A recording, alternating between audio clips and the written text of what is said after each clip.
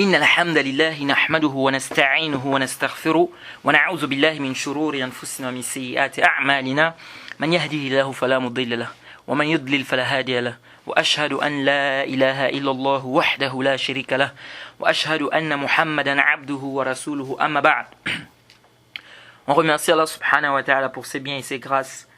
Et on lui demande de déverser ses grâces et ses bénédictions sur le prophète Mohammed sallallahu alayhi wa sallam, sa famille, ses compagnons et tous ceux qui les ont suivis jusqu'au jour de la rétribution. Chers frères, chers sœurs, nous sommes toujours dans le cadre de notre mise en garde, notre série de mise en garde contre Monsef Zenati et Medine, le rappeur, sur l'avis juridique concernant la musique en islam. Alors, Monsef Zenati, dans sa vidéo, il a ramené certaines paroles, certaines choses pour essayer de prouver, de montrer qu'il est permis de faire de la musique en islam. Mais comme on a dit, tout ça c'est quoi? Ce sont des choses qui sont nulles et non avenues, car les textes sont plus que clairs sur la musique. La musique, elle est haram, c'est interdit. Elle est interdite. Et comme je vous ai dit, il y a plus de 10 preuves sur ça. 10 preuves. Comme je vous ai dit, c'est parce que je n'ai pas envie d'être très long, n'est-ce pas? Sinon, je vous aurais ramené chaque preuve et j'aurais débattu sur ces hadiths. Ceux qui ont voulu rendre ça faible, ramener leurs arguments, pourquoi ils ont dit ça, pourquoi ceux-là ont dit ça, et vous devez tout de suite vous rendre compte que les gens sont en train de jouer avec les gens, ils se font passer pour des gens qui apprennent, ils font croire aux gens, n'est-ce pas, que ils ont bien fait le bahth sur la question et qu'il n'y a aucun hadith authentique sur la question comme ils disent, alors qu'en réalité c'est quoi? C'est shibhur rih, comme les savants des hadiths disent. Alors, on s'est arrêté sur le contenu du hadith. On a fini avec le isnad, c'est-à-dire on a débattu sur la question du isnad et tout. Le hadith, il est authentique sans aucun doute. Ceux qui ont voulu rendre ça faible, ils sont passés à côté. Alors on revient sur le contenu du hadith.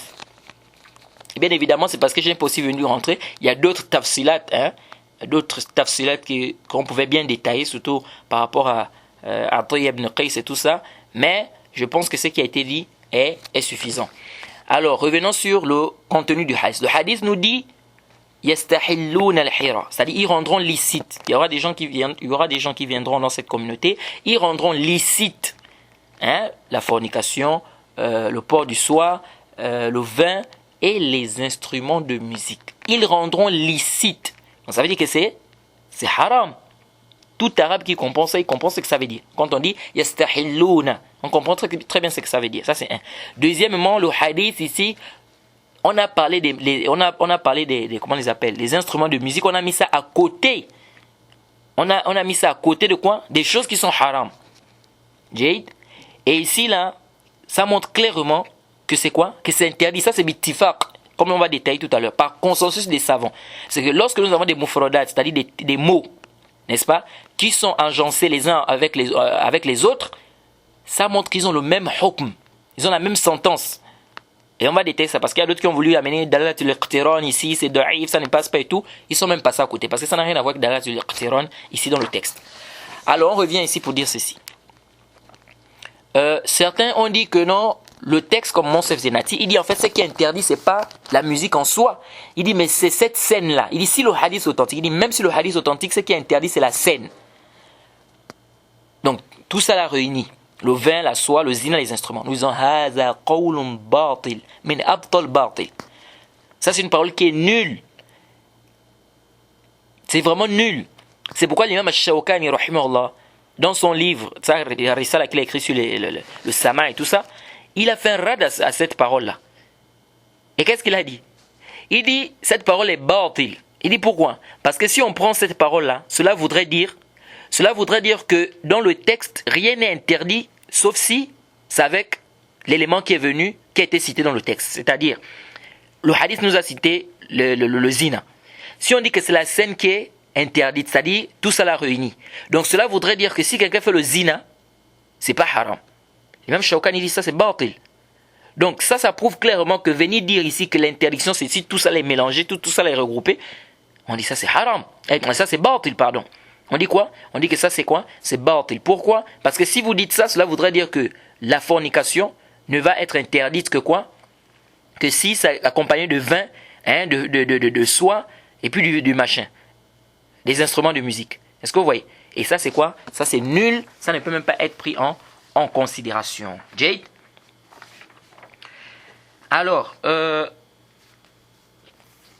n'y a aucun doute sur la fausseté de cette parole. Alors, les gens, pour permettre la musique, ils sont allés jusqu'à tout dire. Des choses comme ça, c'est-à-dire, même à Aklan, ça ne passe pas. Que c'est la scène qui est interdite, c'est tout ça qui est interdit. Même à Aklan, ça ne passe pas. Mais ils veulent forcer, parce qu'ils veulent quoi permettre la musique. Et puis, ils ne savent pas que c'est-à-dire les savants, ils ne savent pas que les savants ont déjà réfuté tout ça. Ils disent aussi ceci, et Monsef Zenati, dans sa vidéo, il a ramené ça. Ils disent, le fait que plusieurs choses viennent dans un même texte ne veut pas dire que c'est la même sentence. Et il te donne un exemple. Et beaucoup amènent cet exemple-là en fait. Beaucoup même viennent avec, ils apportent un verset du Coran dans ce sens-là. Pour prouver quoi? Pour prouver que le fait que plusieurs choses viennent dans un même texte, ça ne montre pas que ça a une même sentence. Donc le fait que le vin soit venu avec les instruments de musique, avec la soie et tout ça, il dit ça ne montre pas que ça a la même sentence. Et pour enchérir ce qu'ils disent, ils apportent un verset. Ils disent par exemple, Allah dit dans le Coran, soit 69, verset 33 à 34, Innahu kana la yu'minu billahi l'azim, wa la yahuddu ala ta'amil miskin. C'est-à-dire que Allah subhanahu wa ta'ala dit, car il ne croyait pas en Allah, le très grand, il n'incitait pas à nourrir le pauvre. Ils disent voilà, c'est venu dans le même verset. Mais est-ce que cela voudrait dire que celui qui ne croit pas en Allah, il a la même sentence que celui qui n'incite pas à nourrir le pauvre? Non. C'est clair que celui qui n'incite pas à nourrir le pauvre, il n'est pas kafr. Mais celui qui ne croit pas en Allah, c'est un kafr. Jade. Donc il n'y a pas de doute. Donc ils disent ici, ça montre que c'est des choses qui sont venues dans le même texte, mais ça n'a pas la même sentence. Jade. Donc quand on revient dans le hadith de Ma'azif, des instruments de musique, on voit que c'est des mots qui sont dans le même texte, mais qui n'ont pas, c'est pas nécessaire que c'est la même sentence. Jade. Donc ils disent ici, on parle de Dalalatul Iqtiran. Dalalatul Iqtiran, c'est da'if. C'est-à-dire ce sont des indications de proximité en fait. Jade. Et les savants des hadiths. Et même l'imam al-Shawkani, quand il a parlé de Dalalatul Iqtiran, si vous lisez dans les kutub de l'imam al-Shawkani et tout, vous verrez que l'imam al-Shawkani te dit que c'est vrai. Même là encore, il te dit que c'est vrai que Dalalatul Iqtiran c'est da'if. Il dit, mais ça ne veut pas dire que ce n'est pas un argument. On a dit c'est faible. Il dit, mais cela ne voudrait pas dire que ça ne peut pas être pris en considération dans tous les cas. Est-ce que vous voyez un peu? Jade. Mais nous, c'est même pas ça notre problème ici. Nous, les gens, on va déjà ramener un point qui est important. C'est que la règle que Monsef Zenati beaucoup apporte là, concernant ce hadith, que non, c'est pas le fait que plusieurs choses soient dans le même texte, ça ne montre pas que c'est, comment on appelle ça, que ça a la même sentence.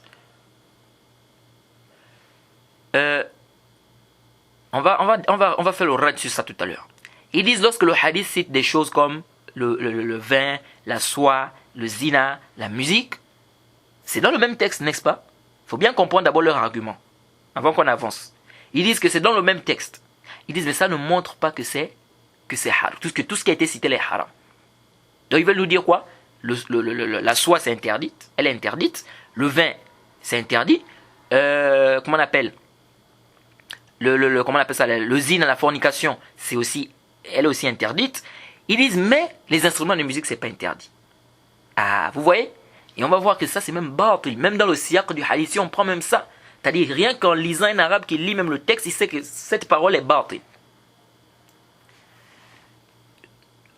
Parce qu'ils disent quoi? Ils disent en fait il faut ramener un texte à l'extérieur pour prouver que c'est interdit. Donc ici là, la soie, le vin et puis la fornication c'est interdit parce qu'on a d'autres textes. Mais la musique, les instruments de musique, pardon, il faut aussi d'autres textes. Mais qui t'a d'abord dit qu'il n'y a pas d'autres textes? Plusieurs textes, je dis bien plusieurs textes. C'est pourquoi je vous ai dit que si vous voulez bien le détail sur cette masala, vous pouvez prendre le livre du Cheikh Al-Albani qu'il a écrit sur les instruments de musique. Il a détaillé, il a mené les athar, il a niqaché, il a fait le niqash là-bas sur beaucoup de hadiths.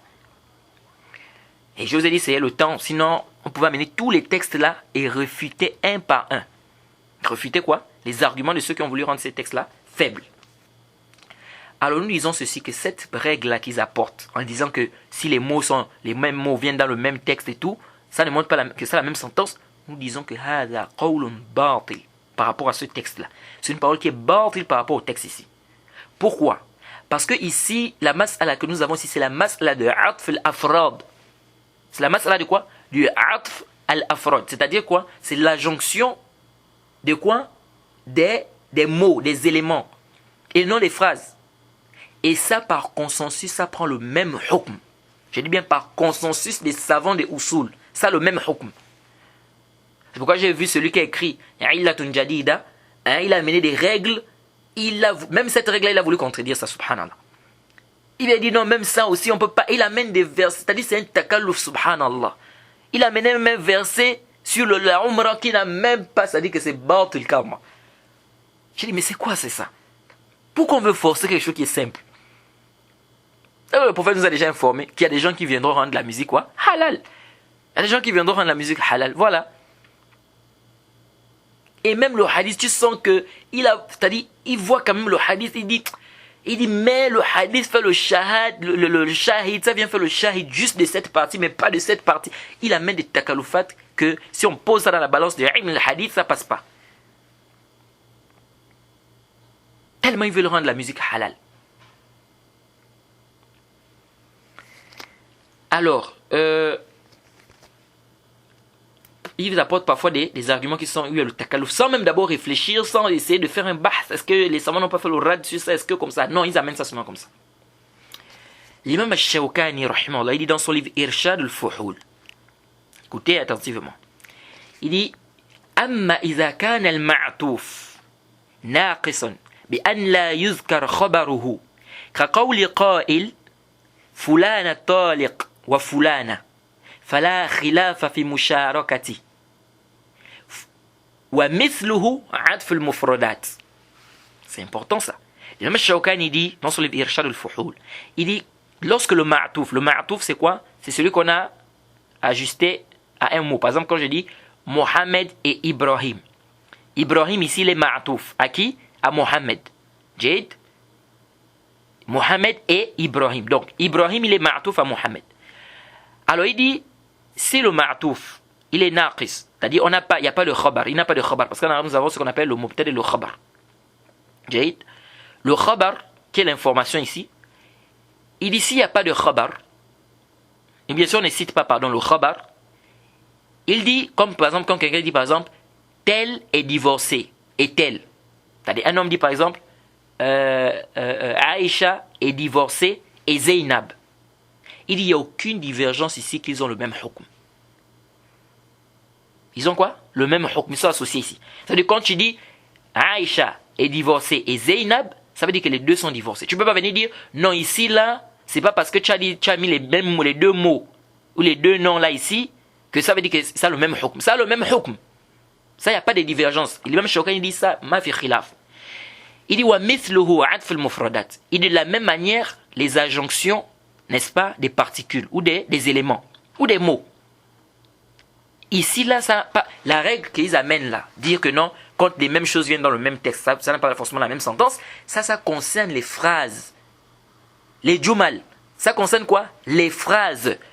Mais quand il s'agit des mots, ça a la même sentence. Ça a quoi? La même sentence. Si je dis par exemple, ils ont pris le pain, les gâteaux, la banane, les chaussures, le sac. Ça a la même sentence. Ils ont tous pris ça. Ils ont pris tout ça là. Donc tu ne peux pas venir dire que non, c'est pas parce que j'ai cité tout ça là, dans le même siyak, dans le même contexte, ça veut dire que c'est la même sentence. Non, c'est la même sentence, ils ont tous pris ça. Il faut faire très attention. Donc, c'est comme si quelqu'un disait Aïcha est divorcée, Zainab, Maïmouna, Mariam. Ça veut dire quoi? Ça veut dire que tout ça, c'est la même sentence, ça revient à quoi? Divorcé. Et quand on revient dans notre hadith, c'est ça. Notre hadith, on nous a dit quoi? Ils rendront licite la fornication, la soie, le vin, les instruments de musique. Qu'est-ce qui est cité? Ce sont des phrases qui sont citées ici ou ce sont des mots? Ce sont des mots. Ce sont des noms ici. Ce sont quoi? Ce sont des noms. Fornication, soie, vin, instruments de musique. Donc, ce n'est pas des jumal. Donc, votre règle que vous dites là, que lorsqu'un mot vient dans la même... Ça n'a pas sa place. Ça n'a pas sa place. Regardez même le verset qu'ils apportent. Le verset, vous regardez le verset, c'est quoi? Ce sont des phrases. On dit, il ne croit pas en Allah, le très grand. N'est-ce pas? Il n'incite pas à nourrir le pauvre. Donc ça, c'est des phrases ici. Il n'incite pas à nourrir les pauvres. Ça, ce sont des phrases. Donc ici, la règle s'applique. Que c'est pas parce que c'est venu dans le même texte, c'est la même sentence. Mais ici, on n'a pas des phrases, on a ce qu'on appelle des mots, des mufrodat. C'est pourquoi on te dit ici, on a fait le mufrodat. Et Ibn Hazm même, qu'est-ce qu'il dit Ibn Hazm dans son livre Al-Ihkam? C'est un livre qu'il a écrit, il y a beaucoup de usul à l'intérieur. C'est un livre sur les usul. Qu'est-ce qu'Ibn Hazm t'a dit rahimahullah? Il t'a dit فَإِنْ كَانَ الثَّانِي جُمْلَةً فَهُوَ اشْتِرَاكٌ فِي خَبَرٍ فَقَطْ. Il ici, le deuxième mot qui vient, ou bien le thani qui vient, la deuxième chose qui arrive, c'est une phrase. Il dit ici, ce n'est associé à ce qu'il a précédé que dans le khabar. Faqat. Il dit wa in kana isman mufrad. Il dit ici c'est un nom. Si c'est un nom, c'est un seul nom, mufrad. Il dit fahuwa mushtarik. Fahuwa mushtarikun fi hukm al-awwal. Ça c'est pas consensus même, ça pas débat même. C'est pas pourquoi les gens veulent faire le takalouf. Celui qui a écrit la Tunjadida, il veut quand même forcer. Il dit même ça aussi on peut encore machin. Mais qui t'a précédé dans ça? Il dit ici quoi? Ibn Hazm, il dit ici c'est un nom mufrad. Il dit c'est associé au premier hukm. Donc ici le hukm du vin dans le hadith, c'est haram ou c'est halal? C'est haram. Le hukm de la soie, c'est haram ou c'est halal? C'est haram. Le hukm de, comment on appelle? Bien sûr, haram avec le tafsil. Pour les hommes, pas pour les femmes, comme il y a l'exception qui est venue là-bas dans le texte. Jade. Le hukm de, comment on appelle, du vin, c'est haram ou c'est halal? C'est haram. Et donc ça voudrait dire quoi? Que les ma'azif, les instruments de musique doivent avoir le même hukm que ce qui a été cité. Pourquoi? Parce qu'ici c'est des mots. Donc ici, la musique aussi prend la même sentence, haram. Pourquoi les gens veulent rendre, c'est-à-dire les gens veulent compliquer quelque chose qui est simple? Et tout arabe qui écoute ce hadith, il comprend aisément ici que ça montre que la musique, les instruments de musique, c'est haram. Pourquoi on veut forcer quelque chose qui est clair? Alors, quand on revient à notre hadith, qu'est-ce qui est rattaché ici? À la conjonction de coordination et. Parce que c'est et qui est venu ici. يستحلون الحر والحرير والخمر والمعازف. Donc ici, c'est quoi qui est là? C'est le et, conjonction de coordination et.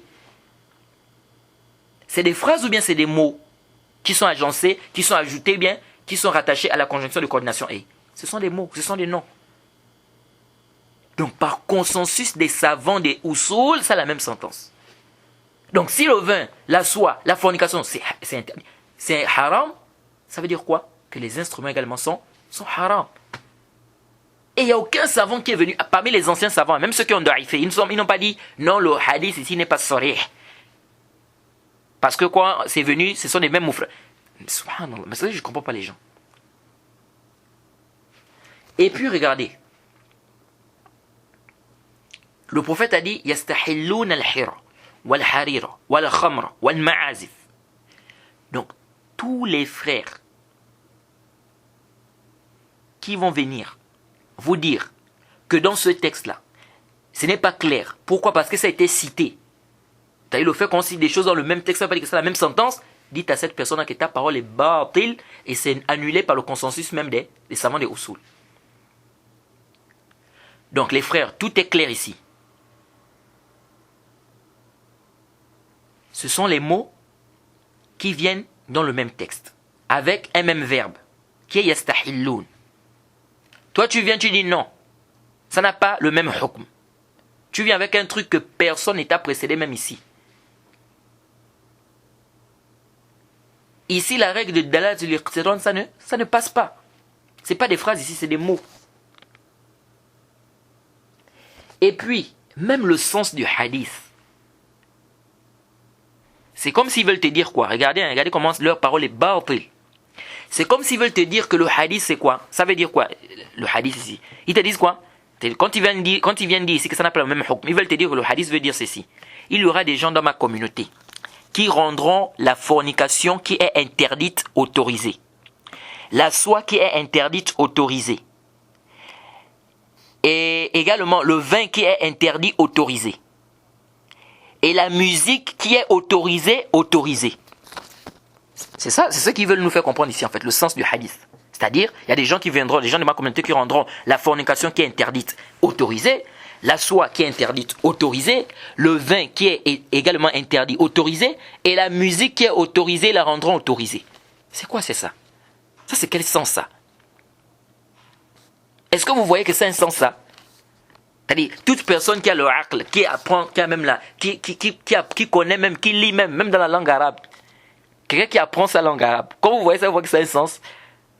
Donc on vient dans le même texte, le même hadith, le même verbe, les mêmes mots, on dit non. C'est pas ça. Ça veut dire ici que les gens qui viendront rendre la fornication qui est interdite, autorisée, la soie qui est interdite, autorisée, le vin qui est interdit, autorisé, et la musique qui est autorisée, ils rendront ça autorisé. C'est quoi c'est ça? Non, le prophète ne peut pas parler comme ça. Ça c'est un takalouf. Ça c'est quoi? C'est un takalouf.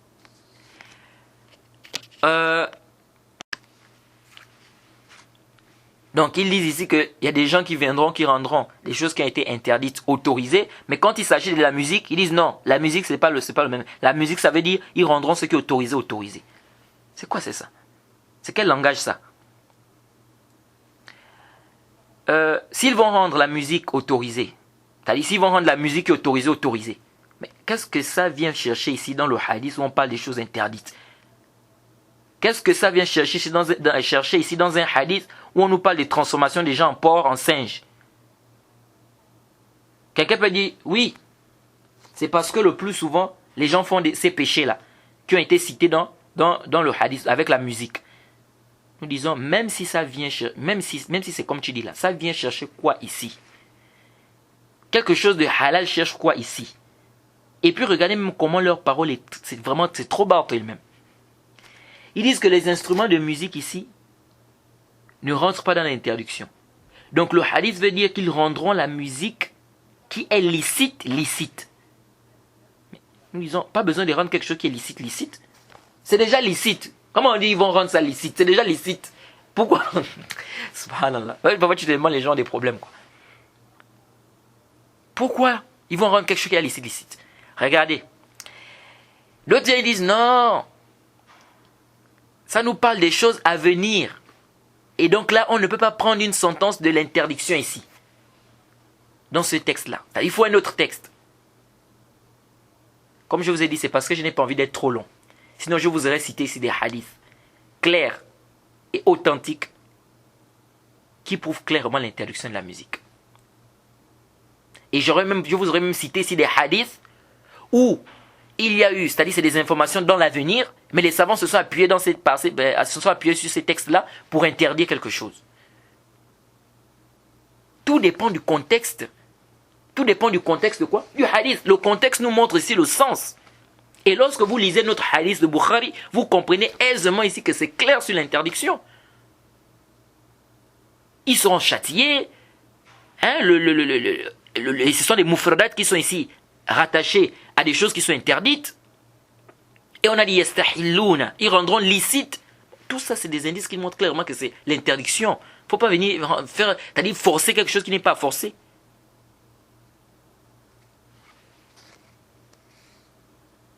Et venir dire ici que le châtiment, c'est parce que c'est s'ils font tout ce qui était cité là comme ça, en disant haza batil, haza qawlun batil. Comme on a dit, l'imam Shawkani a refuté, c'est là dit que c'est batil. Jade. Parce que comme on a dit, si on dit ça, ça veut dire que si quelqu'un fait la fornication, ça ne peut être haram que s'il fait ça accompagné de la musique, avec le port du soie et puis le machin, le khamr. Alors, et comme je vous ai dit, ceux qui viennent rendre leur parole batil, c'est la parole où ils disent que non, ce sont des informations du futur. Jade, on ne tire pas quelque chose de halal dans ces textes. Nous disons non, le mot est clair. Le mot ici dit yastahilloun. Yastahilloun, ils rendront licite. Ça montre clairement que c'était haram, ils ont rendu ça halal. Et pas seulement ça, même le contexte, parce qu'ils vont subir des transformations, etc. Donc tout ça, ça nous montre aisément ici quoi? L'interdiction. Et comme on a dit parmi les grands dalils aussi, c'est que ce sont des mots qui ont été rattachés à quoi? À d'autres mots qui sont haram. Comme le vin. Et on a dit par consensus, je dis bien par consensus des savants des usul, c'est quoi? Ça prend le même hukm. Alors, certains sont venus, ils ont dit, vraiment, vous voyez les gens, ils vont très loin parce qu'ils veulent venir permettre la musique. Certains, ils ont dit, On peut rendre licite quelque chose qui est déjà licite. Jade. On a dit, on rend licite ce qui est au départ haram. Certains viennent et disent, non, on peut aussi rendre licite, c'est-à-dire que licite, ce qui est déjà licite. C'est-à-dire, on peut utiliser le mot yastahilloun pour parler de rendre licite ce qui est licite. Le dalil, c'est quoi? Ils ont un dalil. Ils ont donné le hadith de Miqdad bin Ma'adi Karib. قال رسول الله صلى الله عليه وسلم ألا هل عسى رجل يبلغه حديث عني فهو متكئ على أريكته فيقول بيننا وبينكم كتاب الله فما وجدنا فيه حلالا استحللناه وما وجدنا فيه حراما حرمناه. Regardez. Vous voyez comment les gens amènent des gens des ambiguïtés? Et les ambiguïtés qui sont dans le jahl. Ça c'est le jahl. Ils nous disent, regardez, hein, ils disent on peut utiliser le mot yastahilloun, mais ça veut dire rendre halal ce qui est halal. Ils disent par exemple, le hadith, le prophète a dit, il viendra un temps où il y a des gens, par exemple, mon hadith va lui parvenir. Et il est couché sur son fauteuil, il dit, entre nous et vous, on a le livre d'Allah. Ce que nous avions trouvé dans le livre d'Allah, halal, on va rendre ça halal. Ce que nous avions trouvé dans le livre d'Allah haram, on va rendre ça haram. En fait, le prophète veut nous parler ici, veut nous mettre en garde contre quoi? Une secte, les Coraniyoun. C'est-à-dire ceux qui veulent travailler juste avec le Coran. Hein? Ils disent que non, tu amènes des hadiths, là, ils ne prennent pas les hadiths. Eux, c'est seulement le Coran. Bon, on ne sait pas comment ils font la prière parce que la description de la prière, c'est venu dans quoi? Dans la sunna du prophète Mohammed sallallahu alayhi wa sallam. Même la zakat, là, les tafsilat, le hajj même, tous les tafsilat, tout ça, c'est venu dans la sunna. Bon, on ne sait pas vraiment où est-ce qu'ils font tout, comment ils font le hajj, comment ils font sortir la zakat, comment ils font la prière. Bref, on revient ici. Dans ce hadith, ils disent voilà, le prophète a dit فَمَا وَجَدْنَا فِيهِ حَلَالًا إِسْتَحْلَلْنَاهُ. Le prophète a utilisé le terme istihlal, mais istihlal ici veut dire quoi? Rendre halal ce qui est halal. Jade, la réponse à ça est très simple. Nous disons tout d'abord, ce hadith a plusieurs termes. Ce hadith que vous venez de citer, c'est venu dans 3 chaînes de transmission. Salasat turuq. Toutes les 3 voies des chaînes de transmission, c'est venu là-bas. فَمَا وَجَدْنَا فِيهِ مِنْ حَلَالٍ أَحْلَلْنَاهُ ou أَحَلُّوهُ. C'est comme ça que c'est venu. Ce que nous avons trouvé là-bas des halal, أَحْلَلْنَاهُ. C'est pas venu إِسْتَحْلَلْنَاهُ. Ça c'est d'abord un. Sauf que il y a la 3e chaîne de transmission qui est venue ici, par contre c'est elle qui pose problème. Parce que dans cette chaîne de transmission, min tariq Muawiyah ibn Salih, les rapporteurs ont divergé. 3 rapporteurs ont ramené le terme istahlalna. Et un a contredit ça. Il a ramené le terme ahlalna. Est-ce que vous suivez? Donc ici là, s'il faut faire précéder un terme sur un autre, on va faire précéder le terme ahlalna. Pourquoi? Parce que c'est le terme qui a été rapporté par le plus grand nombre des rapporteurs. Donc si on veut même faire précéder un terme et dire qu'il y a un qui a eu, il y a une erreur, c'est peut-être le terme où il y a istahlalna. Bref. Ici on dit, ok, le hadith il est authentique, le hadith nous dit ici, istahlalna. Il n'y a pas de problème. Istahlalna. C'est-à-dire istahlalnahu. Mais nous disons, prendre ce texte-là, istahlalna, pour venir nous dire que le mot yastahillouna dans le texte de Ma'azif, ça ne veut pas dire qu'ils ont rendu quelque chose qui était interdit, comment on appelle, haram. Ils n'ont pas, ici ça ne veut pas dire qu'ils ont rendu quelque chose de haram halal, pardon. Nous disons hadha qawlun batil. Pourquoi? Parce que cela voudrait dire quoi? C'est-à-dire c'est trop batil même. Le même mot, le même verbe est venu pour le vin dans le texte. Yastahilouna al-hira wal-harir wal-khamr. Donc ça veut dire quoi? Ça veut dire que le mot yastahilouna dans le hadith veut dire qu'ils rendront halal ce qui est halal. Qu'est-ce qui montre que c'est batil cette parole? C'est parce que le vin il est halal. Est-ce que le vin est halal? Il n'y a pas de doute que nos adversaires ils vont dire que le vin est quoi? Est haram. Ils vont dire que le vin est haram. Alors si le vin est haram, donc ça veut dire que le terme dans le hadith yastahiloun, ça ne veut pas dire rendre quelque chose halal. Parce que si c'était ça, mais comment le prophète a parlé du vin ici? Il ne devait pas citer le vin, parce que le vin n'est pas halal. Je ne sais pas si vous voyez que cette parole, elle est tellement batil. C'est-à-dire, venir dire ici que le mot yastahilloun dans le hadith de Ma'azif, ça ne veut pas dire ils rendront quelque chose qui est haram, halal, mais ça veut plutôt dire qu'ils rendront quelque chose halal, halal. On dit ça c'est batil. Pourquoi? Parce que si vous dites ça, ça veut dire que le vin est halal. Parce qu'on dit yastahilloun al-hira. La fornication, si vous allez dire que la fornication est halal, c'est le même verbe qui est venu avec les... Ça parlait aussi quoi? Ça parlait du vin aussi. Donc si vous voulez dire que yastahilloun pour les ma'azif, pour les instruments de musique, ça veut dire rendre halal ce qui est halal, dites ça aussi pour le vin. Vous dites non, mais le vin, il y a un autre texte qui est venu interdire. Donc ici, on fait sortir, on dit ça khata wa batil. Pourquoi? Parce que là, vous êtes en train de vouloir nous dire que le texte veut dire ici qu'ils rendront la fornication qui est haram halal, ils rendront la soie qui est haram halal, ils rendront le vin qui est haram halal, et ils rendront les instruments de musique qui est halal halal. Et on dit ça c'est batil. Ça là, même le siyaq dans la langue arabe, ça ne passe pas. Est-ce que les gens vraiment méditent même quand ils amènent une telle parole? Ça c'est un. Et puis deuxièmement, ce qui rend ça encore batil, comme on a dit, c'est que ce sont des mots qui sont venus, et c'est venu dans le même texte. Avec quoi? Avec la conjonction de coordination et ils ont le même verbe, yastahilloun. Donc ça veut dire que ça a le même hukm par consensus des savants des usul. C'est pourquoi je dis que votre istidlal que vous apportez, aucun savant de la sunna, parmi les anciens savants, parmi les salafs, n'a amené cette compréhension que vous voulez apporter là. Ça c'est un takalouf. Ça c'est un takalouf.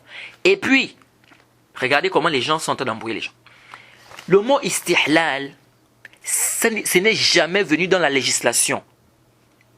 Mutlaqan comme ça, sans être précédé du mot halal, sans que ça ne veuille dire rendre quelque chose qui est haram halal. Je reprends.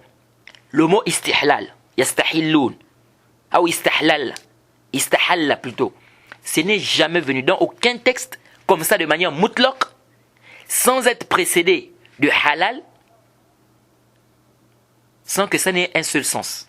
C'est quoi le sens? C'est rendre quelque chose de haram halal. Ça veut dire quoi ça? Ça veut dire ici que lorsque le mot yastahillouna vient dans la législation islamique et que ça n'a pas été précédé par le mot halal avant ça, ici le sens c'est qu'ils vont rendre quelque chose de haram halal. Par contre, si c'est précédé par le terme halal, là ça nous donne ici le contexte, ça nous montre ici le sens qui est voulu. Parce que comme vous savez, un mot dans la langue arabe peut avoir plusieurs sens par rapport au contexte dans lequel il est utilisé. Vous voyez, c'est pourquoi même à l'école, les enfants leur enseignent quoi? Vous avez, ils disent par exemple que quelqu'un est venu voir, ça c'est dans les livres de langue arabe, quelqu'un est venu cogner chez quelqu'un, c'est l'enfant qui a répondu, une petite fille. On lui a demandé Aïna Abouki, ton papa est où? Elle dit Abi Fa'a, Liafi Al-Fei'a, Fa'iza Fa Al-Fei'u Fa'a. Regardez ce que cette petite là a eu à dire. Elle dit Abi, c'est-à-dire mon papa, Fa'a, Liafi Al-Fei'a, Fa'iza Fa Al-Fei'u Fa'a.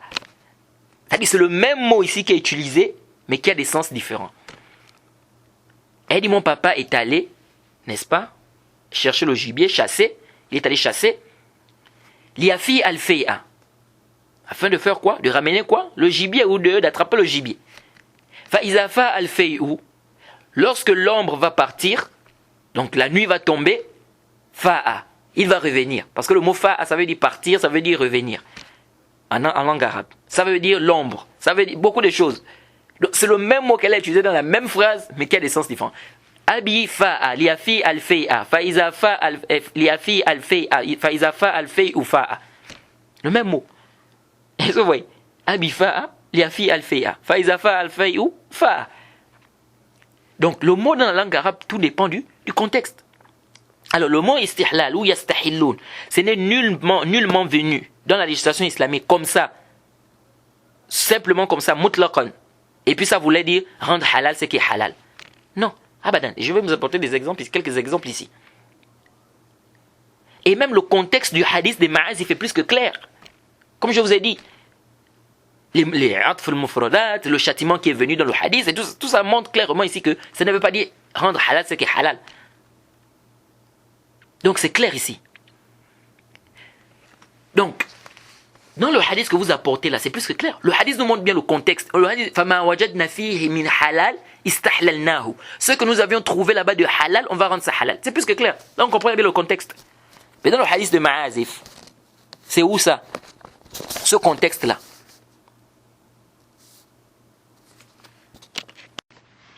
Donc cette parole, elle est batila. Jade, elle est quoi?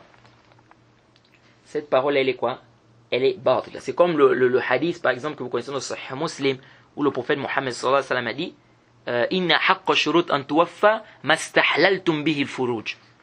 Hein? Les conditions les plus en droit d'être respectées, ce sont les conditions qui ont rendu halal les sexes. C'est-à-dire, quand tu vas te marier, Jade, mais ce qui a rendu halal le sexe ici, ça veut dire quoi ici? Ça veut dire quoi? Ça veut dire que tu n'as pas le droit d'avoir des rapports sexuels avec une femme qui n'est pas ta femme. N'est-ce pas? Mais lorsque tu t'es marié, tu as le droit. Donc ici, tu as rendu halal quelque chose qui t'était quoi? Qui t'était haram. Et le hadith qui vient de citer, il est non musulman. C'est comme l'autre hadith où le prophète Mohammed sallallahu alayhi wa sallam a dit, le hadith de Muslim également, Ibn Omar, où il a dit In kunti sadaqta alayha, fahuwa mimma stahlalta min farjiha. Il lui a dit, si tu as donné la dot, tu lui as donné la dot, n'est-ce pas? Il dit, c'est ça qui a fait quoi? Qui a rendu quoi son sexe halal. Ça veut dire quoi ça a rendu son sexe halal ici? Ça veut dire quelque chose qui est haram, qui est devenu halal. Et c'est comme ça les nusus. Si vous regardez les textes, vous allez voir que le terme yastahiluna, istahala, istahlalta, tout ça là, ça vient dans le sens de quoi? De haram, rendre quelque chose qui est haram quoi? Halal. Et le contexte même, on a plusieurs hadiths. Le hadith qu'on avait dit, hein, Abi Malik al-Ash'ari, le prophète a dit la yashrabanna an-nas min ummati al-khamr yusammunaha bighayri ismiha. Qu'il y a des gens qui viendront de ma communauté qui boiront le vin, ils vont appeler ça par un nom autre que son nom. Et ils vont faire quoi? Ils vont jouer des instruments de musique et tout, ils auront des chanteuses et tout. Et Allah subhanahu wa ta'ala va faire quoi? On va leur faire quoi? Ils auront une déformation. Dans d'autres versions même, il y aura un écroulement. Hein? Ils vont devenir quoi? On va faire d'eux quoi? Des singes et des porcs. Ça, c'est des hadiths qui ont été rapportés. Le contexte nous montre aisément ici. Tu ne peux pas venir dire ici que non, ici ça veut pas dire que les instruments ici c'est halal et c'est haram. Ça veut dire que c'est halal. Qu'est-ce que ça vient chercher ici dans un texte où il y a le wa'id, où il y a le châtiment? Ça vient chercher quoi ici? Parfois ils amènent des trucs, tu sens que non, on est en train de vouloir forcer. Et comme je vous ai dit, il y a près de 10 textes, 10 preuves, plus même, qui montrent l'interdiction de la musique. Comme je dis, c'est parce que je n'ai pas envie d'être très long ici. Plein de textes.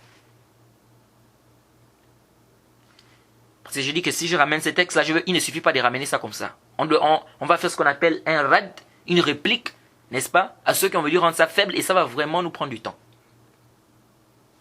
Et je me dis que le hadith de Bukhari suffit, les frères.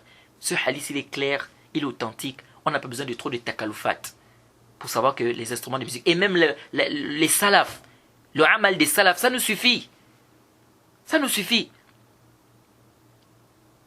Ça nous suffit. Et tu vois des gens, ils sont là, musique. Mais qu'est-ce que tu cherches avec la musique, mon frère? Tu as le Coran, écoute le Coran. Apprends ton dîn. Apprends ton dîn, écoute le Coran. Mémorise le Coran. Qu'est-ce que ça t'apporte, ça? Écouter la musique. Tu gagnes quoi là-dedans? Subhanallah. Alors, comme je vous ai dit, ceux qui veulent un peu plus de détails concernant les hadiths, par exemple, ils peuvent repartir dans le livre du Cheikh Mohammed Nasruddin Al-Albani. Rahimahullah, il a bien détaillé. Il a ramené des hadiths et il a fait quoi? Il a fait le niqash, il a débattu sur les authenticités de ces hadiths. Je ne sais pas si le livre il est traduit en français. Alors, alam, je ne sais pas.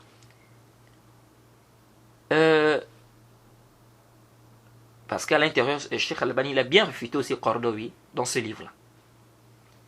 Alors, ceux qui ont voulu rendre licite la musique, ils se sont appuyés, comme je vous ai dit ici, de quoi? De ça, c'est-à-dire de ce hadith. Ils ont amené des istilalat qu'on ne les a même pas précédés dans ça. Hein? Pourquoi? Parce qu'on veut forcer, on veut prouver que la musique est quoi? Est halal. Donc, les textes sont plus que clairs. Le femme des salafs, c'est plus que clair. On ne connaît pas les compagnons, on ne connaît pas des compagnons qui écoutaient la musique, ou bien qui faisaient de la musique, ou bien que ils ont fait de ça un métier, ça devenait maintenant chanter, on devenait maintenant, je ne sais pas comment. Ça, c'était pas connu des salafs. Et comme on a dit, les textes qui sont venus, c'est bien restreint c'est les femmes, c'est du tambour. Et le tambour, c'est pas comme beaucoup pensent aujourd'hui que c'est, ils prennent comme si c'était des tam-tams et tout. Non, c'est quelque chose en cercle, hein, qui est comme si ça du plastique devant. Comme ça, on frappe là-dessus. Donc, c'est pas comme beaucoup pensent là. Et aussi, c'est connu que ça a été restreint à des moments bien précis. Donc, la musique, elle est haram. Il n'y a pas de doute là-dessus. Et tous les arguments que ceux-là, ils apportent, c'est-à-dire les gens qui veulent justifier ou bien venir permettre la musique, ça, ce sont des arguments où il y a des takalouf, ça passe pas. Les frères arrêtés, ça ne passe pas. Hein? Soit disant le hadith de Bukhari, c'est un hadith da'if, d'autres même sont venus dire la partie qui dit Ma'azif, c'est Mawdou' à cause de Hisham ibn Ammar, tout ça bidjal. Alors, parmi les choses que Monsef Zenati, avant de terminer cette mise en garde, Monsef Zenati dans sa vidéo, je ne sais pas s'il a voulu tromper les gens, je ne sais pas. En tout cas, ça c'est pour embrouiller les gens. Intentionnellement ou pas intentionnellement, ce qu'il a eu à dire là, c'est pour embrouiller les gens. Ici, il dit, il a mis le hadith qui dit Sautan malu'unan fi dunya wal akhirah. Mizmar 'inda an-ni'ma wa ranna 'inda al-musiba, 'inda al-musiba. C'est-à-dire qu'il y a deux voix où il y a deux sons. Il y a deux sons qui sont maudits dans le dunya et dans le akhirah. Parmi les deux sons là, nous avons le mizmar, cet instrument de musique là. Et comment on appelle les lamentations lorsqu'il y a un malheur. Tout d'abord, ce hadith il est authentique, hein. Le hadith, c'est un hadith qui est authentique bila shak. Le hadith a été rapporté par Al-Bazzar dans son Musnad, n'est-ce pas? قال حدثنا عمرو ابن علي ثنا أبو عاصم وهو ضحاك ابن مخلد ثنا شبيب ابن بشر ابن البجلي قال سمعت أنس ابن مالك يقول قال رسول الله صلى الله عليه وسلم صوتان ملعونات في الدنيا ملعونان في الدنيا والآخرة مزمار عند النعمة jusqu'à la fin du hadith. Et Shabib là, c'est un rapporteur qui est Saduq, Yukhti. Saduq, c'est-à-dire que s'il vient dans un hadith, par exemple, le hadith peut être quoi? Hassan. Amr ibn Ali, il est quoi? Thiqa, Hafiz, comme a dit Ibn Hajar. Dhahak ibn Maghlad, Thiqa Thabt. Shabib ibn Bishr, il a été rendu Thiqa par Yahya ibn Ma'in. Et ce hadith a un shahid, un autre shahid, rapporté par Abdurrahman ibn Auf. Il dit que le messager d'Allah sallallahu alayhi wa sallam a dit Inni lam anha anil buka walakinni nahitu an sawtain. Il dit je n'ai pas interdit quoi? Les pleurs. Il dit mais j'ai interdit deux sons. Et il a cité quoi? Le saut du mizmar, lorsqu'il y a quoi? Le ni'ma, le lahoui, mazamir shaitan, et puis la voix ou les lamentations lorsqu'il y a quoi? Lorsqu'il y a comment on appelle ça? Lorsqu'on est dans un malheur. Et le hadith aussi est rapporté par Bihaqi. Ce hadith est rapporté par Bihaqi, Abu Daoud, Tayalisi. Et ça va quoi? Ça vient renforcer dans le niveau du sens. Jade. Sauf que le problème de ce hadith, ils ont dit que Bishr, qui est Abu Hatim al-Razi, il a dit Laysa al-Hadith, Layn al-Hadith, pardon. Qu'Abu Hatim al-Razi, il a dit sur Bishr là, qui est quoi? Layn al-Hadith. C'est-à-dire qu'il a des problèmes dans le hadith. قال ابن حبان يخطئ كثيرا. Ibn Hibban a dit que ce rapporteur-là, il se trompe beaucoup. Mais ce rapporteur a été rendu thiqa par Yahya ibn Ma'in. Il a dit thiqa. Maintenant, on peut dire quand même, mais non, ça c'est un jarh mufassar. Le jarh mufassar muqaddam ala ta'lil. Nous disons oui, mais sauf que le hadith, il a des shawahid. Donc le fait que le hadith a des shawahid, hein, ça nous montre quoi ici? Ça nous montre que le hadith est authentique. Et puis aussi il faut faire attention par rapport aux paroles d'Abu Hatim. L'imam Zahabi, qu'est-ce qu'il a dit par rapport à Abu Hatim? Il dit إذا وثق أبو حاتم رجلا فتمسك بقوله فإنه لا يوثق إلا رجلا صحيح الحديث وإذا لين رجلا أو قال فيه لا يحتج به فتوقف حتى ترى ما قال غيره فيه فإن وثقه أحد hein? Il dit ici فتبين على أو فتبني على ترجيح أبي حاتم فإنه plutôt il dit فلا تبني على الترجيح Abi Hatim, فإنه متعنت في الرجال. C'est le même Zahabi qui dit, le même Zahabi. Il dit ici que lorsque Ibn Abu Hatim, il dit qu'un rapporteur est siqa, il dit accroche-toi à cette parole-là. Il dit parce que Abu Hatim, il ne dit pas qu'un rapporteur est siqa, sauf si ce rapporteur-là dit, parce qu'il faisait partie des mutashaddidoun. Abu Hatim, vous savez dans le Jarh wa Ta'dil, il y a des maratib. Les rapporteurs ont des degrés. Et les savants des Jarh wa Ta'dil ont des degrés. Il y a ceux qui sont, on considère comme mutashaddidoun, c'est-à-dire sont durs. Il y a d'autres qui sont au juste milieu, il y a ceux qui sont laxistes. Donc Abu Hatim faisait partie des savants qui sont durs dans le tawsiq. Donc il dit, l'imam Zahabi dit, si il te dit qu'un rapporteur est siqa, il dit accroche-toi à ça. Il dit parce qu'il ne fait pas, il ne fait pas les éloges sur un rapporteur comme ça. Il dit, mais si il te dit qu'un rapporteur n'est pas bien, il est faible par exemple, il dit ici là, ou bien il dit là yuhtajju bi, on ne s'argumente pas de lui. Il dit fatawaqqaf, il dit fais le tawaqquf ici, arrête-toi d'abord. Il dit jusqu'à ce que tu vas voir qu'est-ce que les autres savants dit sur ce rapporteur là. Il dit si tu trouves que d'autres rapporteurs ont par exemple fait le tawsiq de ce rapporteur là, il dit ne te base pas sur le tajrih d'Abi Hatim, ne te base pas sur la critique d'Abu Hatim. Il dit si tu trouves qu'il y a des rapporteurs qui ont fait le tawsiq de ce rapporteur qu'Abu Hatim a dit qu'il n'est pas, il est faible, il dit là à ce moment ne te base pas sur le tawsiq, le tajrih, c'est-à-dire la critique de Abu Hatim. Il dit car il est quoi? Il était dur concernant les rapporteurs des hadiths. Et Cheikh al-Islam Ibn Taymiyyah aussi il a ramené une parole comme ça par rapport à Abu Hatim. Parce qu'il dit que Abu Hatim kana yujarrih kathir min ar-ruwat fi as-sahihayn. Il dit Abu Hatim, il faisait des critiques même de beaucoup des rapporteurs qui sont dans le Bukhari et Muslim. Donc il était connu comme ça qu'il était dur dans le tawsiq. Pour qu'ils disent qu'un rapporteur est siqa, c'est pas facile. Et il y a même d'autres qui sont venus qui ont dit non, même Abu Hatim ici, il n'a pas fait le tafsir de son jarh, etc. Bref, c'est pas notre débat ici. Et concernant Ibn Hibban aussi, l'imam Zahabi a dit presque la même chose. Que Ibn Hibban, il a même été dur, l'imam Zahabi sur Ibn Hibban. Il dit parfois Ibn Hibban va rendre même un rapporteur qui est siqa faible. Il dit hatta ka'annahu la yadri ma yakhruj min ra'sihi. Il dit c'est comme si parfois il ne sait même pas ce qui sort de sa tête. Parce que Ibn Hibban aussi, quand on dit, vous voyez des gens aujourd'hui, ils viennent, Ibn Hibban kana mutasahil. Et ils pensent que ça c'est mutlaq. Non! Ibn Hibban, c'est vrai, il était laxiste. Mais il était laxiste dans quoi? Ibn Hibban était laxiste dans le fait sur les éloges du rapporteur, c'est-à-dire dans le fait de rendre un rapporteur siqa. Il était laxiste dans ce domaine-là. Mais quand il s'agissait du tajrih, du jarh, quand il s'agissait de la critique, alors là, Ibn Hibban était très dur. Jusqu'à ce qu'on a vu, il y a même un hadith qui a été rapporté, Bahz ibn Hakim, an abihi an jaddihi. Ce hadith-là, il y a un hadith par là, que l'imam Ibn Hibban, il est venu, il a dit le hadith est da'if. On lui a dit pourquoi le hadith est da'if? Il dit parce que dans la chaîne de transcription, il y a un rapporteur qui est faible. Jade. On a dit bon, ce rapporteur-là, il est faible pourquoi? Il dit parce qu'il a rapporté ce hadith. Oh, comment ça? Donc, le hadith est faible parce qu'il y a un rapporteur qui est faible. Bon, il est faible pourquoi? Parce qu'il a rapporté ce hadith. Jusqu'à ce qu'Ibn Qayyim m'a dit, mais ça c'est un dawr. C'est-à-dire, on est en train de tourner, on tourne sur place là. Comment se fait-il que non, le hadith est faible à cause d'un rapporteur? Et le rapporteur là, pourquoi il est faible? C'est parce qu'il a rapporté ce hadith. Mais c'est quoi ça? On est en train de tourner.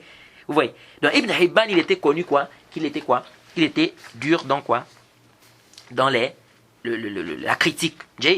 Bref, même si on accepte que réellement ils ont dit que ce rapporteur là, c'est un rapporteur à problème et tout, mais nous disons que le hadith il est quoi? Il a des shawahid. Et vous pouvez retourner le bahs, le Cheikh Albani il a fait un bahs sur ça dans ses livres de hadith. Vous pouvez retourner là-bas. Alors je reviens ici pour dire que Monsef Zenati dans la vidéo, il a voulu faire croire quelque chose de bizarre. Il a voulu nous faire croire que le Cheikh Al-Albani a authentifié ce hadith avec un menteur dans la chaîne de transmission. C'est pourquoi il a dit, c'est vraiment étonnant de prendre un hadith dans lequel, dans la chaîne de transmission, il y a un narrateur qui est accusé d'invention de hadith. Il dit comment utiliser ce hadith-là, comment l'authentifier? Parce qu'il a même dit, il dit même que Cheikh Al-Albani lui-même a reconnu qu'il y a un rapporteur qui est accusé de mensonge. Il dit mais comment? C'est étonnant de voir comment on peut authentifier un hadith où il y a un rapporteur qui est accusé de mensonge. J'ai dit c'est normal que tu trouves que tu t'étonnes. C'est normal que tu t'étonnes, puisque tu ignores les règles des gens des hadiths. C'est pourquoi il faut faire attention avec plusieurs personnes des sectes.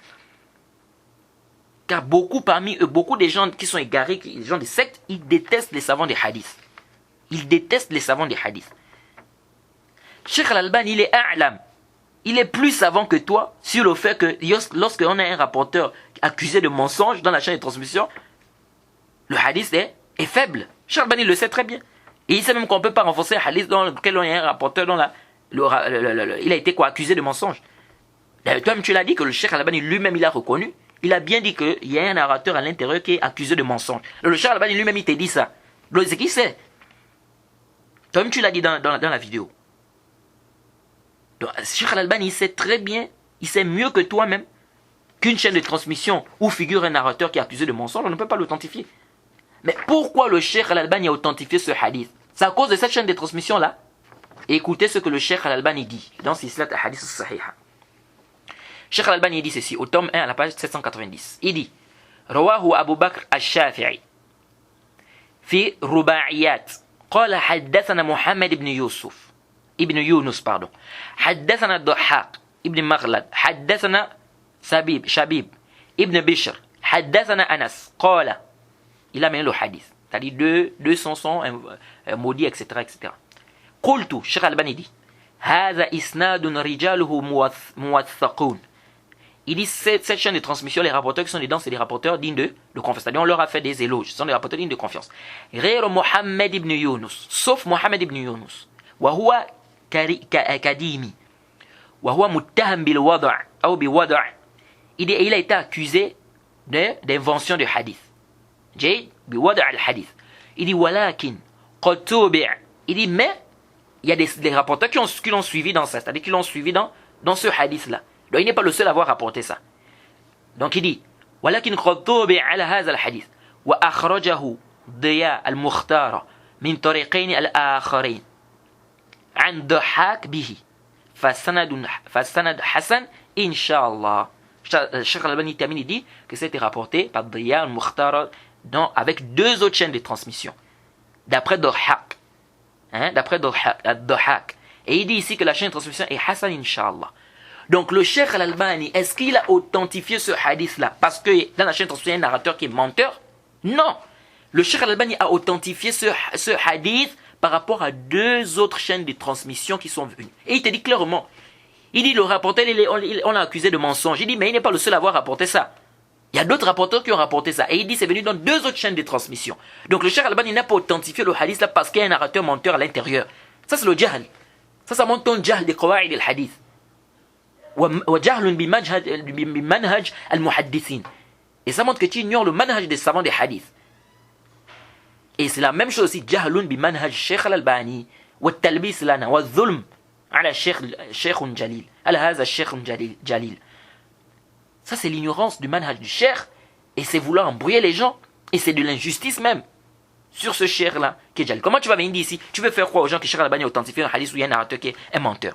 Il dit comment on peut authentifier un hadith où il y a un narrateur qui est menteur? Mais qui t'a dit qu'il a authentifié ça à cause de ce tariq là où il y a le menteur à l'intérieur? Ça c'est l'ignorance. L'ignorance de quoi? De la voix des savants des hadiths, l'ignorance du manhaj du Cheikh Al-Albani et l'ignorance même des règles des hadiths. Et ça c'est une injustice sur le Cheikh Al-Albani. Le Cheikh Al-Albani n'a pas authentifié ça. Vous savez, c'est facile quand quelqu'un est déjà mort. C'est facile de venir comme ça là. On vient, on dit, non, il a raconté n'importe quoi. Il s'est trompé ici. Comme ça, c'est très facile.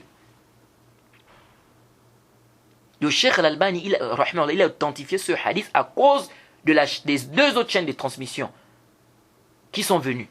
Qui sont autres que cette chaîne de transmission. Il y a ce rapporteur qui est accusé de quoi? Qui est accusé de mensonge. Donc il faut faire très attention. Et ça, c'est connu chez les savants du hadith. Parfois, un savant peut rendre un hadith faible à cause d'une chaîne de transmission, mais authentifier le même hadith, mais avec une autre chaîne de transmission. Et parfois, vous voyez ça. Parfois, tu vois, Cheikh Al-Albani vient et dit hadithun mawdou' bihadha al-isnad. Mais tu le vois, il authentifie ce hadith-là, mais dans une autre chaîne de transmission.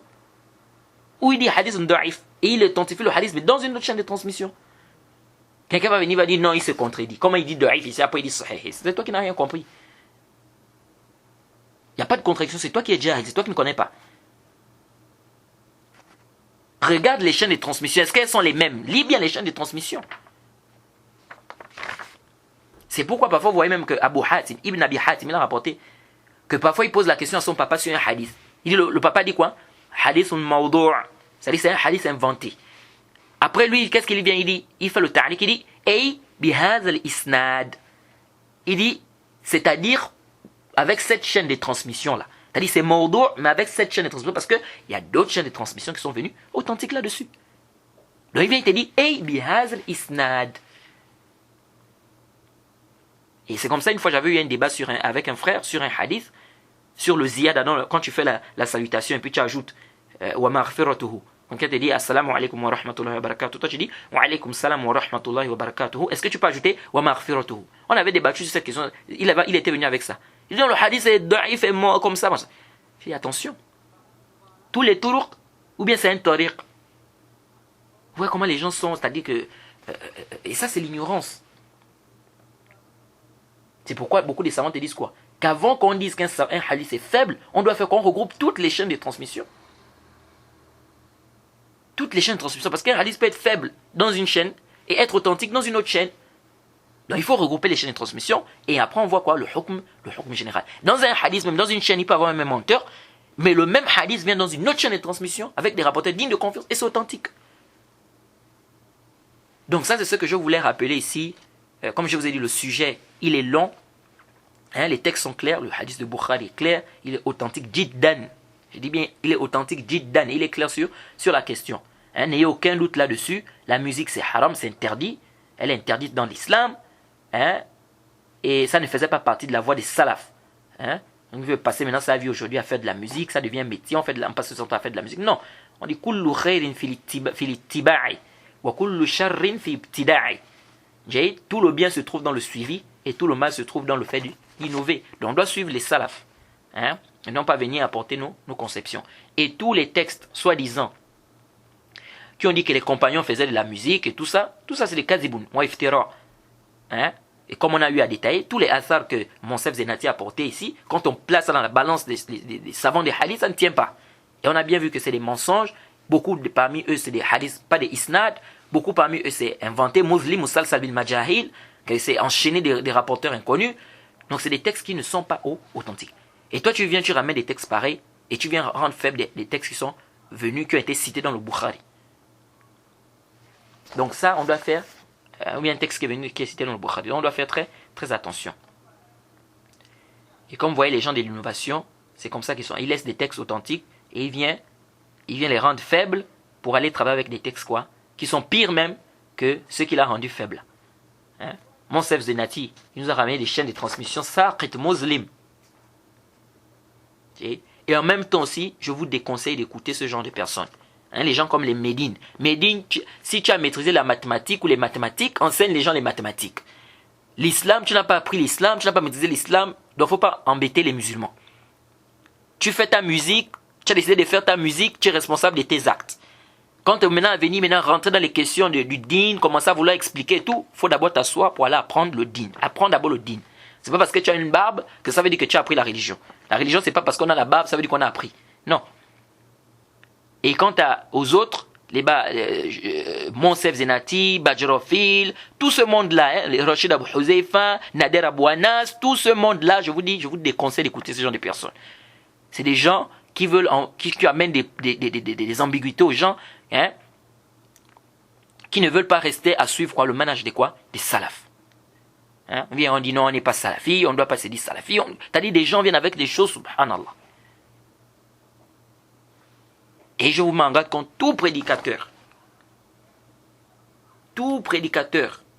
qui tend vers quoi? Vers la déviation. Oui. Et je demande à Allah de nous maintenir dans le haqq, dans la vérité, et qui ne nous égare pas comme il a égaré beaucoup de personnes. Et ce cours-là, ou cette séance, ou cette mise en garde, je l'ai faite pourquoi? Parce que j'ai vu ce que les gens commençaient à raconter. Hein, ils amenaient des ambiguïtés aux gens concernant la musique. Et surtout Monsef Zenati, il a fait cette vidéo de près de 1 heure et quelques pour faire quoi? Pour venir montrer que la musique est illicite en islam, apporter des ambiguïtés, c'est basé sur des textes qui n'ont même pas de fondement, hein, des textes qui sont venus, quand je dis fondement, c'est-à-dire que les chaînes de transmission sont très faibles, hein, ça c'est très dangereux, vous voyez. Donc vraiment, on demande qu'Allah nous facilite, et vraiment qu'Allah nous aide, Et j'espère que cette mise en garde sera profitable pour beaucoup des frères. Vraiment, prenez garde les frères. N'écoutez pas les gens n'importe comment. Et faites attention de prendre votre dîne comme ça parce que quelqu'un vient se présenter devant vous. Et puis on doit laisser les passions. Il faut qu'on essaie de faire des efforts. Parce que beaucoup de gens, c'est ça. C'est la passion, on veut suivre la passion, etc. Donc vraiment, il faut faire très attention. Il faut essayer de revenir vers les koutoub des savants, revenir vers les savants, les savants de la sunna qui sont reconnus. Salafiyoun. Parce que aujourd'hui, les gens, c'est quoi? C'est tout le monde, parce que tout le monde va sur le net aujourd'hui. Quand on frappe au net, quelqu'un vient, dès qu'il amène ce même truc qui nous fait un peu plaisir, allez, on est parti. Ou bien il parle un peu bien, allez, on est parti. Non, c'est pas comme ça. Il faut qu'on essaie de faire très attention. Vous voyez comment on peut égarer. C'est pourquoi on dit que l'ignorant, il est dans un danger. Il faut apprendre le din. Parce que quand tu n'apprends pas ton din, tu es dans un grave danger. C'est-à-dire on peut te balader n'importe comment. Vous voyez comment des gens, ils t'amènent des chaînes de transmission, ils t'amènent des tafsirs. Là, toi, même quand tu écoutes, si tu n'as pas le ilm, tu vas dire, mais attends, ce qu'il dit est vrai. Mais lorsque tu apprends, tu dis, oh, vraiment, regarde comment il est en train d'embrouiller les gens. Oui. Donc, on doit faire très attention. Et comme on dit toujours, la mise en garde, parce que les gens toujours comprennent mal la mise en garde. La mise en garde, c'est pour le bien des musulmans. Quand on fait une mise en garde, c'est pour ton propre bien. C'est pour ton bien. Parce que moi, en tant que ton frère, je vois quelque chose, quelqu'un qui est en train de t'égarer, et que je sais très bien qu'il est en train de t'égarer, mais je ne peux pas rester là, me taire, regarder comment il est en train de t'égarer. Sans raison valable, je ne peux pas. Il faut que je te dise que, mon frère, attention. Parce que comme ça, voilà les preuves qui prouvent que là, il est en train de s'embrouiller, etc. Il y a trop des sectes, les Irwan, des machins, c'est compliqué. Ahbash et tout le reste, c'est vraiment compliqué. Donc on doit faire très attention. C'est pourquoi moi, j'ai fait un audio où j'expliquais un peu c'est quoi la salafia, c'est quoi quand on dit je suis salafi tout. Je disais que on doit se distinguer. Beaucoup de gens viennent aujourd'hui, non, pourquoi vous amenez salafi, tout ça, ça amène des divisions et tout. On dit non, il faut qu'on se distingue. Parce qu'aujourd'hui, il y a trop, tout le monde, c'est confondu là. Tout le monde prétend. Les Ahbash ils disent qu'ils sont des musulmans, les Chiites ils disent qu'ils sont des musulmans, les Khawarij ils disent qu'ils sont des musulmans, les Murji'a ils disent qu'ils sont des musulmans, les Asha'ira ils disent qu'ils sont des musulmans. C'est-à-dire, tout est embrouillé. Il faut une distinction. Donc celui qui regarde de l'extérieur va dire que tout ce monde-là, tout ça c'est l'islam, le prophète Mohammed a enseigné tout ça. Non, le prophète n'a pas enseigné tout ça comme ça. Mais il faut faire une distinction. Et nous disons ici que quoi? Que nous devions suivre la voie des salafs. Nos pieux prédécesseurs, comment ils ont compris ça? Comment ils ont compris ce digne? Notre bien se trouve là-dedans. Le prophète a fait l'attestation de ces salafs-là. Il a testé. Donc on n'a pas besoin ici de venir faire des philosophies. Ou de venir amener le hawa. Parce que beaucoup de gens, c'est maintenant ça, c'est le hawa. Dès qu'il écoute, se met une mise en garde, c'est fini. Oh, méchant. Oh, comme ça, il est dur. Oh, comme ça, il parle mal. Oh, non, médisance. Tout ça, c'est quoi? C'est le jahl, c'est l'ignorance. Donc, demande qu'Allah nous pardonne, qu'Allah nous aide, qu'il nous donne la compréhension du din. Wa subhanaka Allahumma bihamdik. Ashhadu an la ilaha illa anta astaghfiruka wa atubu ilayk. Assalamu alaikum wa rahmatullahi wa barakatuh.